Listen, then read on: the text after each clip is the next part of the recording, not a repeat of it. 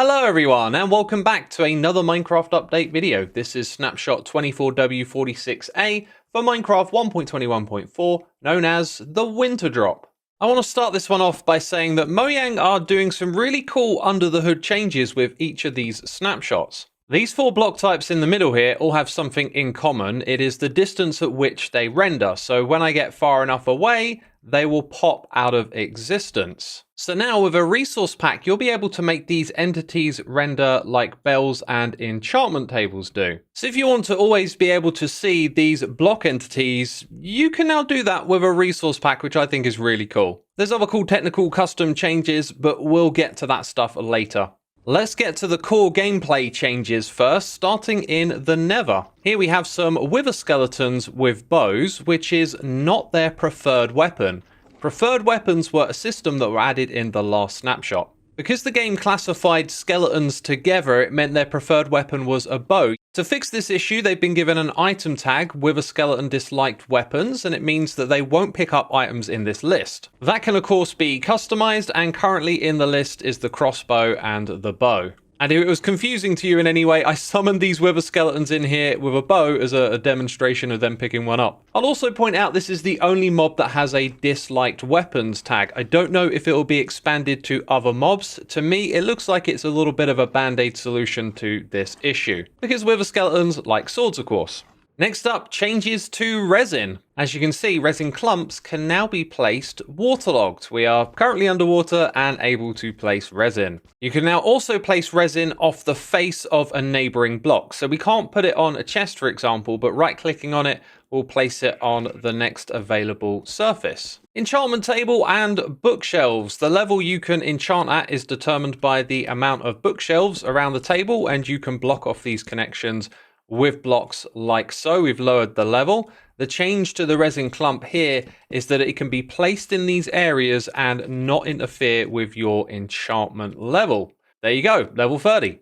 There was an intended change last snapshot to allow the use of resin bricks inside of a smithing table, which has been corrected, and you can no longer put a resin clump into this. On the topic of resin, we generate this stuff by damaging creaking. Well, if you do that with TNT that's been activated by a player, not by redstone, this will also cause some resin to generate. We can see the particle effects there going to the Creaking Heart. This next one I am very curious about. So check this out. This wolf has hunted down this creaking, possibly because I attacked it.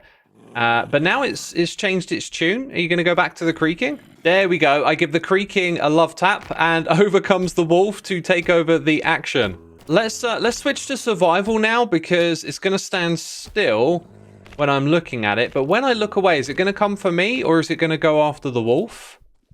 It's still getting attacked by the wolf, and it's not coming after me. I mean, it's pretty obvious this could be used for a farm, right?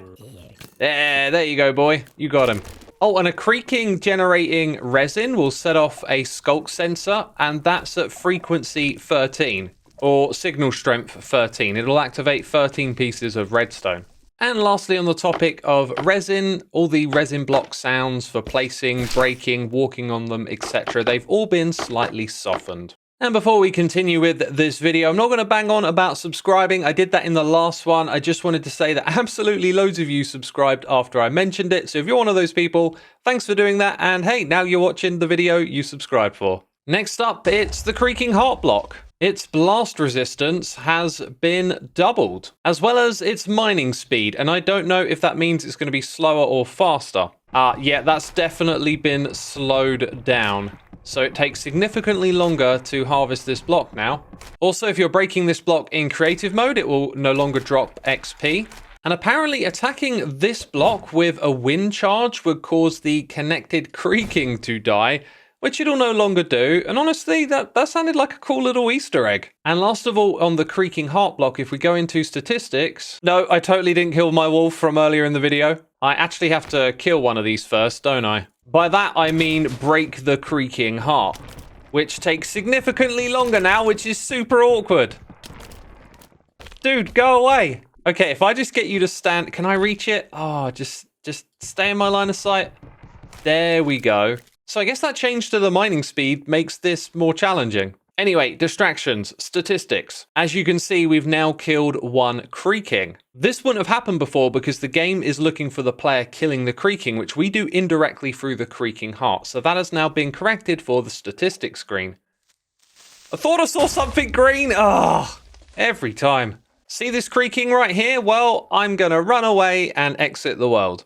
But now when I log back in, that creaking is supposed to still be there, but it just died on the spot. I think this change might have not been implemented correctly. All right, next up, the Eyeblossom. It can be used to craft a blindness suspicious stew, and the time here has changed from 7 seconds to 11. Now, we've seen how bees interact with these closed Eyeblossoms. Supposedly, they won't get poisoned by them now. Yep, that's been fixed. And of course, the open variant will poison the bee. Eyeblossoms could also naturally generate in the world in a way that means that they would cut off the base of the pale oak tree, so that will no longer happen.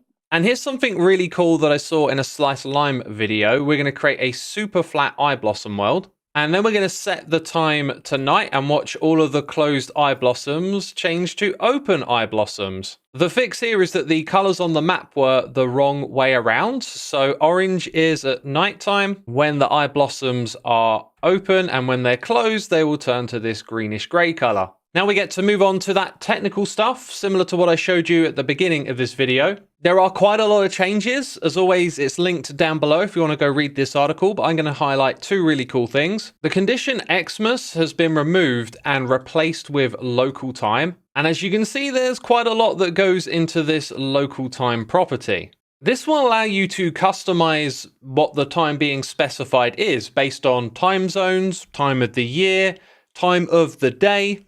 Essentially, rather than locking something just to the Christmas duration, they're going to allow you to have a lot of control over what the time it is you want for things in your resource pack to change. The other technical change I wanted to highlight is this new holder type property, which does sound kind of boring, but actually, it's kind of amazing. So imagine any item, maybe it's a sword or a piece of armor. The model or the texture that it has can be defined by who's holding it. Like me, the player, right now I'm holding a diamond sword. I also believe I'm holding the piece of armor just by wearing it. So what if a different entity had my sword?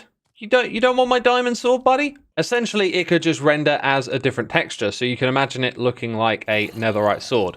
So I was just editing the video and Ewan sent me a bunch of messages with some resource packs to show this off. First up, Bamboo Panda by Marcus Arts, aka I am Marcus. This is what it looks like when I hold bamboo. Oh, we got a grumpy one. We got a grumpy one. Here, take some bamboo. Oh, there we go. There we go. Look, it's got a 3D shaped bamboo now. That's so cool. Next up, we got 2 packs by Shrimp Snail. Or is it Shrimp Snail? I don't know. Enough with the jokes. Here we got a zombie with an iron sword, except it renders like this now. All right, here is a Vindicator with an iron axe. It has a different texture now. All right, buddy, calm down, calm down. Oh, and a skeleton with a bow. I didn't have to summon one in here. Look at that. Look, it's got like a bone texture to it. I actually want to see you shoot me. Uh-huh. Oh, you shot the Vindicator.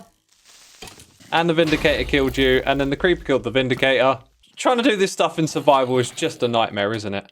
Anyways, you can see the potential of this. What I'm hoping is that Mojang are also laying the groundwork down for future updates. So maybe there'll be some cool item or weapon in the future that displays differently based on what entity is holding it. I think it would be really cool to have that in vanilla. Now, when it comes to bug fixes, I actually showed you all the ones I thought were relevant, with the exception of one: skulls, signs, hanging signs, banners, decorated pots. They didn't have braking or sprinting particles. And since we quite frequently interact with signs, I thought I would show you those braking particles again, since they haven't been in the game for quite some time. There were also some bug fixes relating to textures. The copper bulb and the resin block, as well as some of the bundles, has had some very subtle texture changes. And with that, we pretty much covered everything this snapshot. I'd like to mention that I took a break from making Hermitcraft episodes just to kind of find my rhythm and my knack again, and I had a really great time making this episode, and the reception on it has been absolutely fantastic so far. So if you're looking for something to watch after this video, go check out my latest episode of Hermitcraft. It was a long one, and there's just loads of great content in there, and had so much fun making it. And you might not see another episode for a couple of weeks because I'm going to take my time making episodes from now on. Anyway, that's it from me, this snapshot video. Thanks for listening. Thanks for checking it out. Leave a like if you enjoyed the video, and I'll see you soon with another one. Bye-bye.